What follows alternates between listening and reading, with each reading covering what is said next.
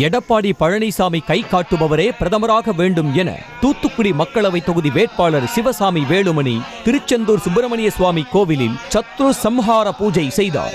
பின்னர் செய்தியாளர்களிடம் பேசிய அவர், அமைச்சர் அனிதா ராதாகிருஷ்ணன் ஜெயலலிதா போட்ட பிச்சையில் அமைச்சராக இருந்து அதன் பின்னர் திமுகவிற்கு தாவியதாக கூறினார்.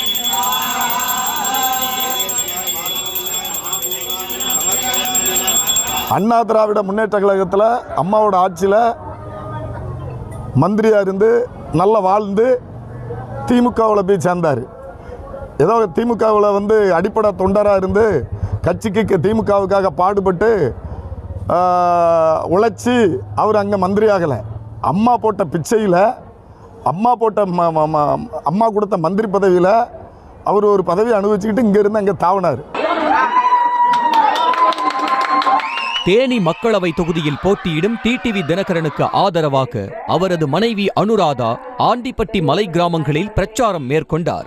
டிடிவி தினகரன் வெளியூர் சென்றிருப்பதால் தன்னை அனுப்பியதாக அவர் கூறி பிரச்சாரம் செய்தார்.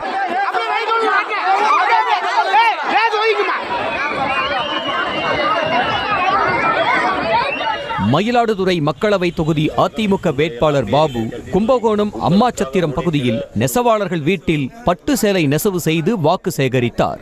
பின்னர் அவர் வீதி வீதியாக திறந்தவெளி வாகனத்தில் சென்றும் பிரச்சாரம் செய்தார்.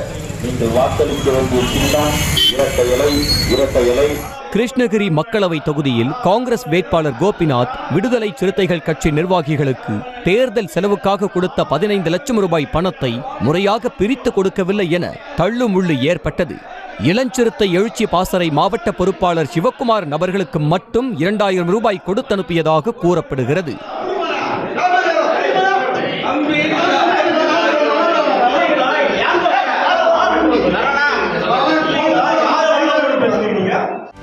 செய்திகளை உடனுக்குடனும் துல்லியமாகவும் தெரிந்து கொள்ள சப்ஸ்கிரைப் பண்ணுங்க.